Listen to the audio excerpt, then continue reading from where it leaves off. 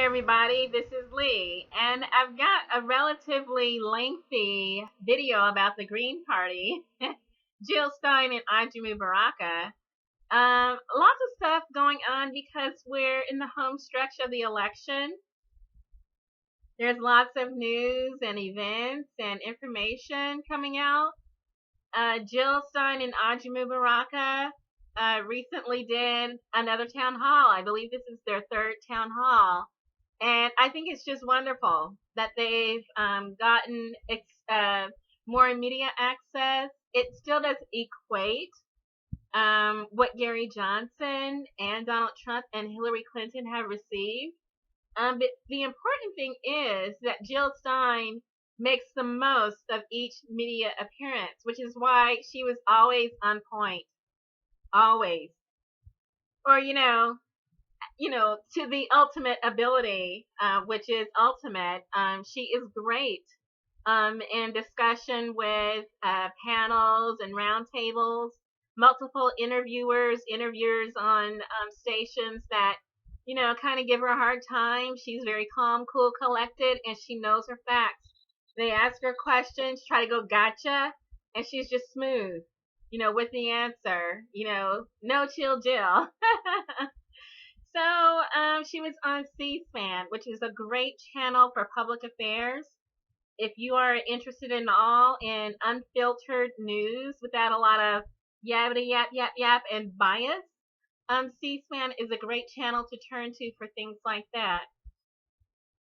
During the town hall, Jill Stein answered questions from callers, which is a great way for people to call in and ask questions, and then the moderator, the staffer at C-SPAN, also asked questions. The great thing is the questions were from the moderator were intelligent, but not the gotcha kind of questions. And in that way, between the moderator and, of course, Jill Stein and Ajamu Baraka being on point, making the most of every media appearance, it's a great interview, a great full hour of unfiltered, unbiased information about the Green Party, about Jill Stein and Ajamu Baraka. I highly recommend, if you are out campaigning for Jill Stein, or if you're lobbying your friends and your neighbors or people online who are saying, who's Jill Stein? What is this about? I've never heard of it. I don't know about them. I heard this. Give them the link to the C-SPAN interview, and I'll try to remember to put it in the description. But give them a link to this recent C-SPAN town hall, and that pretty much breaks it down. The very latest and greatest information, right directly from Jill Stein and Ajamu Baraka about the Green Party, unfiltered through a media biased lens. It was a great town hall, and I think this is the third. They had a town hall on Fox News with John Stossel, and then they also had a town hall on CNN, and I guess they also had a town hall on Fusion TV. So maybe this is their fourth town hall. They've been getting media appearances, interviews, town halls, and it's wonderful. They're reaching more and more people. So word is getting out about the Green Party, what Jill Stein offers and what the other candidates do not offer. Again, she joined the second presidential debate. She expanded the debate. That footage is directly available at Democracy Now! They have a YouTube channel. You can also go to Democracy Now!'s website. You can go to Jill Stein's Facebook, her Twitter, Ajamu Baraka's Facebook, his Twitter, Periscope, free TV, speech TV, everywhere such things like that are offered. And I'll try to remember to post those links in the description too. Again, to offer people who are still unsure or wary or not really understanding the differences between the candidates, definitely give them those links and let them just sit back and let them watch and answer questions if they come up. I said that Donald Trump won the second debate, and it was because he actually got down in the muck and the mire and started throwing punches back to Hillary Clinton. Jill Stein stayed out of the muck and the mire. She stuff with facts and figures and statistics and issues. She focused on the issues of the people. And so it depends on what you're using for your criteria. Representing issues, of course, Jill Stein won. The other candidates seemed to be more focused on personal insults and things like that. But I'm just saying someone needed to punch her. That's all I'm saying. You know, someone just needed to get down there, give her some of what she'd been giving out, and then push her down and then leave her there. And you know what, Jill? If you want to just kick her a little bit and keep on walking past the gutter, fine. Do what you have to do. But that was the second presidential debate. There's also additional information that I wanted to give out because the Green Party, of course, has an email list. You can get the latest news from the Green Party. Go to gp.org and sign up, or you can go to Jill Stein's presidential Green Party website, jill2016.com, and sign up for her news, or do both. So she has those town halls. Also, Jill Stein has been rising up, we'll say. Everyone's saying, "Oh, you're the nice one. You don't." And Jill Stein is campaigning. She's a political candidate. That means she's not only got her candidacy to defend, she also has the Green Party to defend. She is the standard bearer. She is the person who speaks for the Green Party at a national level. She's in a campaign. That means she wants to win. That means she has to prove that she is the best alternative out of the top four, which means that she has to differentiate herself from the top four.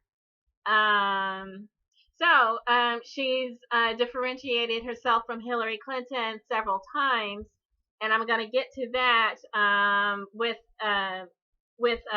Cornel West's latest statement on Jill Stein, which is wonderful. And then also she had to differentiate herself from Donald Trump and his platform and his governance style and his presentation. She also had to differentiate herself from Gary Johnson. And a lot of Gary Johnson's supporters are like, how dare you? They're in a contest. That's what you do in a political contest. But the thing is, Jill Stein focused on the issue. She said, Gary Johnson is pro-TP. I'm not. Gary Johnson is pro-fracking. I'm not. Gary Johnson is pro-business deregulation. I'm not. And so on and so forth. So she differentiated herself so people could know the difference. She had to do that because mainstream media is not doing its job. Media has fallen down, and so the candidates themselves had to clarify their stances on certain issues. Jill Stein is 90% aligned with Bernie Sanders. Everything that Bernie Sanders stood for, it's contained within Jill Stein's platform. The extra 10%, she goes further than Bernie Sanders. So everything that Bernie Sanders said against Trans-Pacific Partnership, he wants to regulate Wall Street and businesses. He wants to break up the banks. He wants to take care of the environment and recognize climate change. Again, Gary Johnson that seems to recognize climate change, but he doesn't think there's any use or any need to do anything about it. And so people say, oh, that's mudslinging. No, it's not. It's the truth. It's the truth. Jill Stein is very pro-environment. That's one of the four main pillars of the Green Party. It is not a main pillar of the Libertarian Party. Is that mud or is that truth? There's a difference between that. So again, Jill Stein is involved in a campaign. She is in a contest. That means she's competing. That means she's explaining why she is justified her candidacy and why she feels that she is best for North America. That's how much she cares. She believes in what she believes in. She believes in the Green Party. She believes in the environment. She believes in social, economic, world humanitarianism, justice all around. And so she's going to go hard for that. She's going to go hard on what she believes in. She doesn't half step. She goes in and she explains it and she justifies it. And if you've seen her in her interview, that's why she's, just there chilling. No matter what the channel, if it's Fox News or wherever it is, she's just, I'm on the right side of history. Let's go. I love it. So, I wanted to explain that just to kind of put people's minds at ease. When you're in a contest, you compete. And so that's definitely what she's doing. I'm going to go on and, let's see, address a few other things.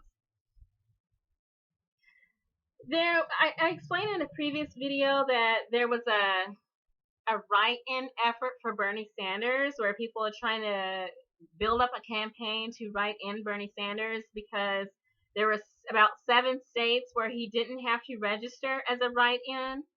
And I'm going to explain more about that because I have an article up from Ballot Access News. Which states will count a write-in vote, and not every state will.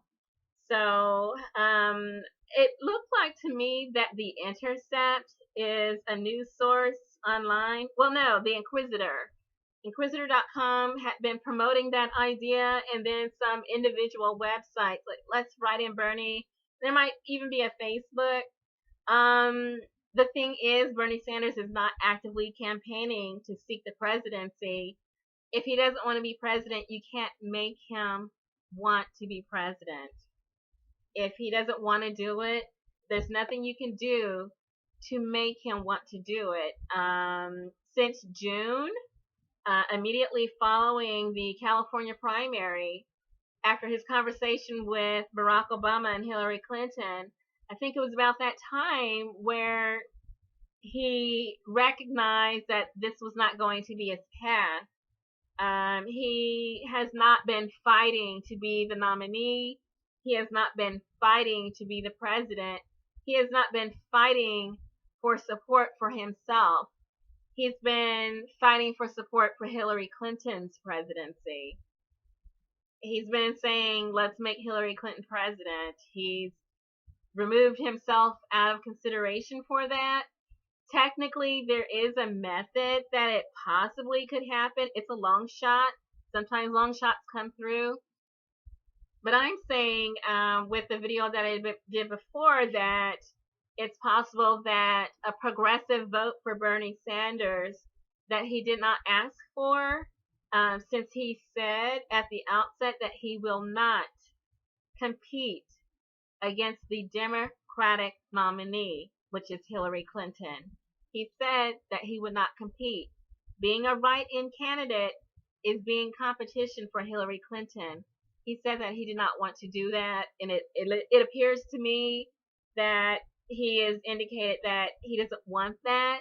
He's not looking for it. He's not fighting for it. He is not asking for it.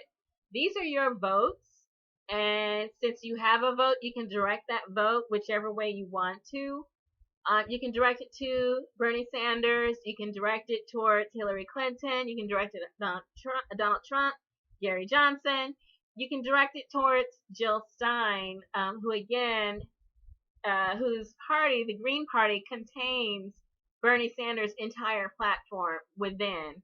You can go to gp.org and check it out for yourself and just go down the list and compare what Bernie Sanders used to say on the campaign trail and just check it off the Green Party.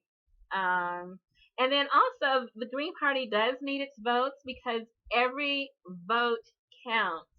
The baseline is 5% to get federal funding and major party status.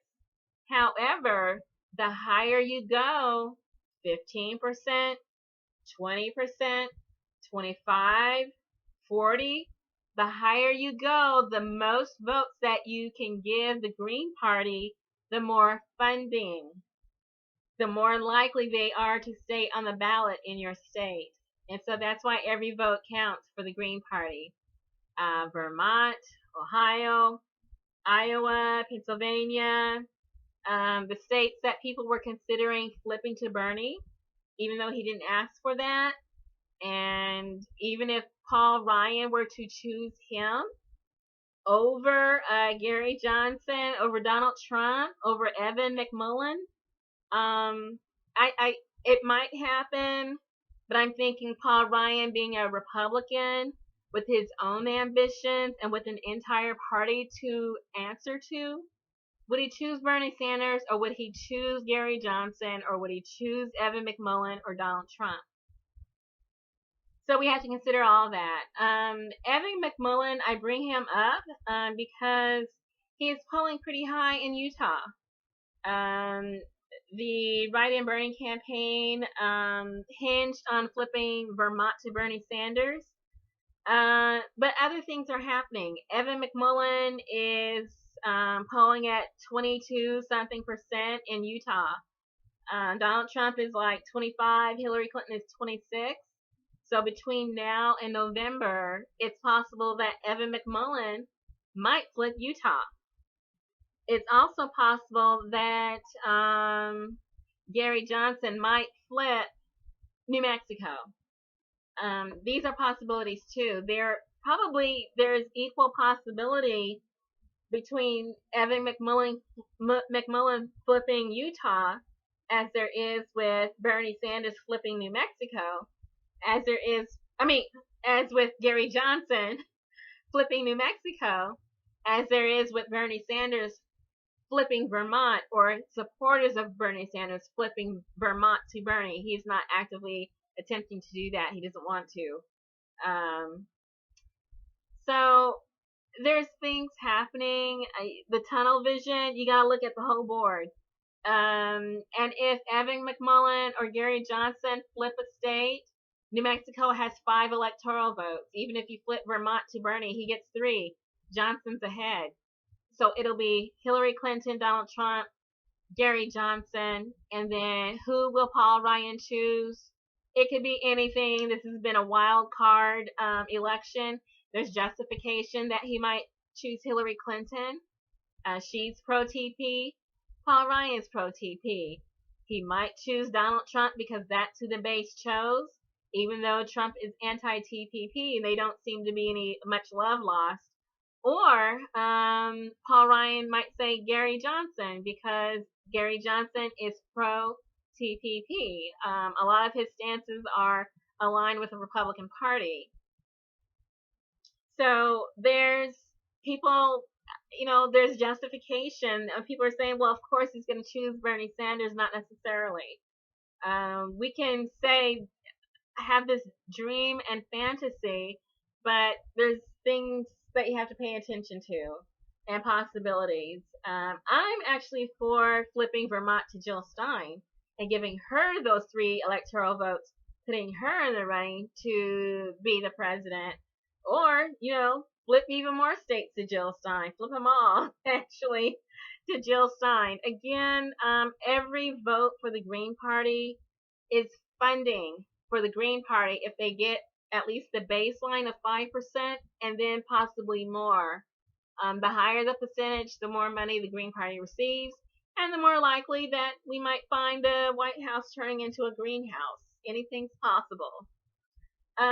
So there's that. Now Cornel West. Cornel West has reiterated his support for Jill Stein and Ajamu Baraka. He sent out a great notice to the email list. This is also posted at Jill Stein's Facebook page. Cornel West is saying that he wholeheartedly supports Jill Stein and Ajamu Baraka. He's not tied to one party, even though he did support Bernie Sanders and was tireless, going so far as to be Bernie Sanders' representative at the writing of the Democratic Party platform. Cornel West says that once Bernie Sanders endorsed Hillary Clinton, like many other people, he switched support to Jill Stein and Ajamu Baraka of the Green Party. And he says why, and that's because Hillary Clinton is a neoliberal disaster, to put it nicely. And what he means by neoliberal disaster is someone who generates a mass incarceration regime, who deregulates banks and markets, who promotes chaos of regime change in Libya and other countries, supports military coups in Honduras, undermines some of the magnificent efforts of Haiti, of working people, and so forth. And he says that that's the record of Hillary Clinton. Cornel West says that Hillary Clinton is an imperialist. She's a militarist. She could take us into war with Russia. She could take us into war with Iran. That no-fly zone over Syria that Hillary Clinton keeps talking about is not necessarily a war with Syria, because Syria is actually protected by Russia. Any planes shot down in that no-fly zone that belong to Russia may possibly lead to war with Russia. That's what a no-fly zone over Syria leads to. And so Cornel West is saying that she can take us into war with Iran. She's been talking that way. He believes that she's dangerous, not because she's a woman, because, of course, he's supporting Jill Stein, who is also a woman. He's saying that if Hillary Clinton cannot make the case to progressives, then she doesn't deserve progressive votes. And so he's also saying that the Green Party could use additional donations, and that the campaign has grown, and so the need for donations has grown. And I think that part of that is they have to prepare for the last and third debate. More traveling. Jill Stein is going to be in Texas soon. And why would Jill Stein campaign in Texas, a red state? Glad you asked. The Green Party is very strong in Texas. They have the Green Party National Convention in Texas. There are numerous Greens running down ballot in Texas. El Paso, Houston, Dallas, Austin. Greens running down ballot all over Texas. She's campaigning with and for the down ballot candidates. She wants to put the down ballot candidates into office. Possibly she can flip Texas green from red to green. It's possible. Anything is possible. But definitely the down ballot candidates are running, and she wants to support them. Also, it's possible that Donald Trump will win Texas. It's been a red state for a very long time. It's pretty reliably red, although she may flip it. But regardless, since it's so blood red, crimson dripping red Texas is, a vote for Jill Stein in Texas builds the Green Party. A vote for this down ballot candidates puts them in office.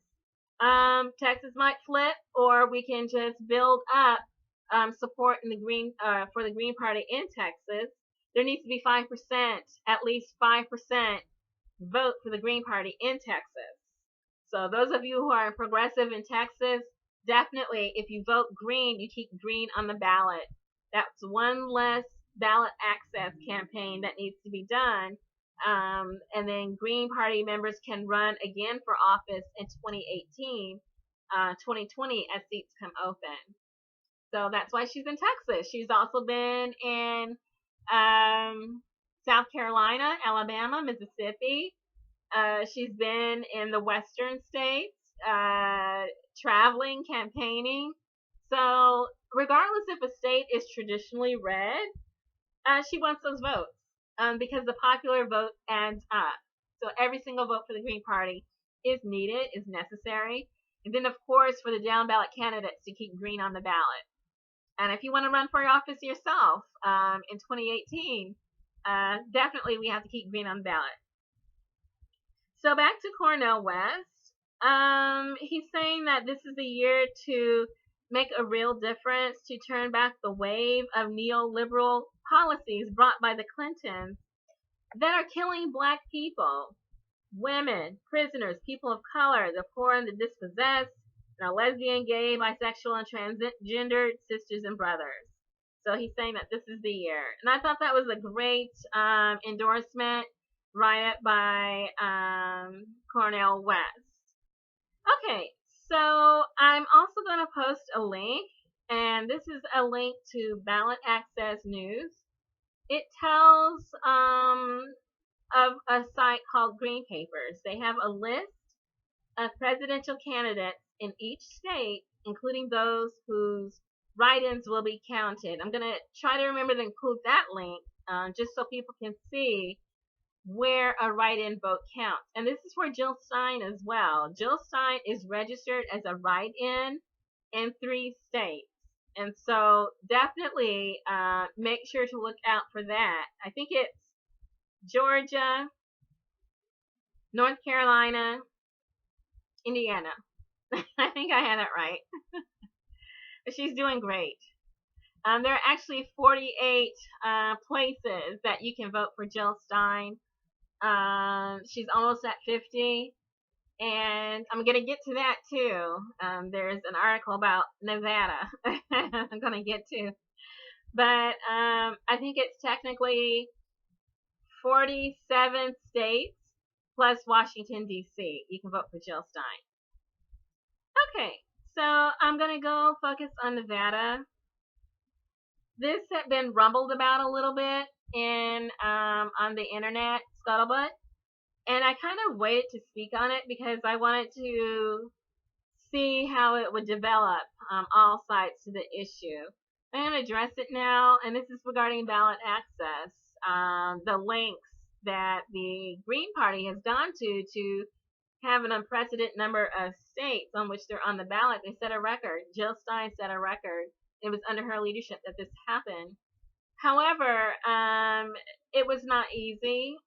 She had to fight for ballot access. It costs money and human resources and time. And so that's why she wants to maintain ballot access instead of repeating the procedure and the process, every 2 or every 4 years. So this is an article from Observer.com, and it's written by Michael Senato. Clinton benefits after foul play suspected in keeping Green Party off Nevada ballot. And so it looks like Clinton won the Nevada caucuses in the Democratic primaries amid many controversies involving Harry Reid, Roberta Lang, the senator, the head of the Democratic Party, the Nevada Party. The caucuses were disorganized and subject to manipulation. There were last-minute rule changes. There was smearing of Bernie Sanders supporters, disqualification of Bernie Sanders supporters. And so then the mainstream media continued to describe Bernie Sanders supporters as violent, even though there was no proof or evidence of such violence taking place. They smeared them.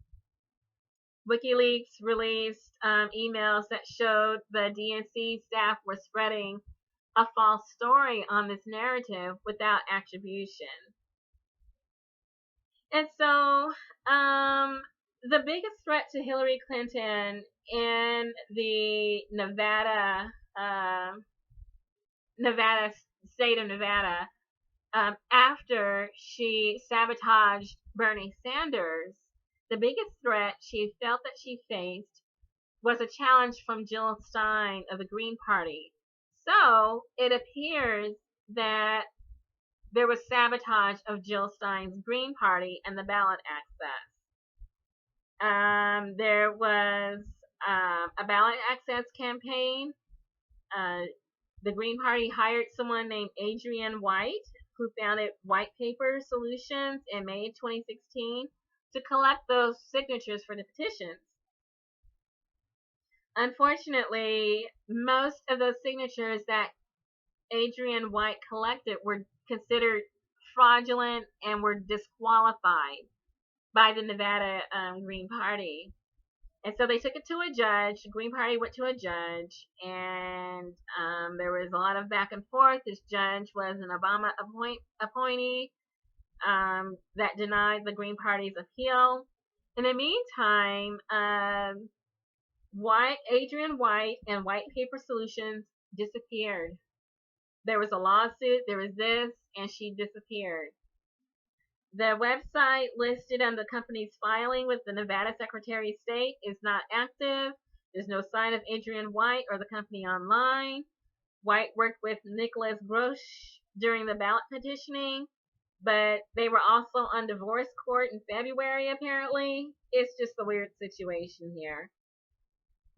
And so the signatures are fraudulent. The Green Party paid Adrian White. The money's gone. She's gone. The signatures have been thrown out. And then, long story short, the Green Party did not gain access to the Nevada ballot. And so Adrian White has actually been connected to the Hillary Clinton campaign because Adrian White also worked in Georgia for the Hillary Clinton campaign, a state where also many signatures were considered invalid for maintaining green on the ballot in Georgia. So there's a little weird connection going on there. It's unfortunate, but this is what haven't we seen this election season.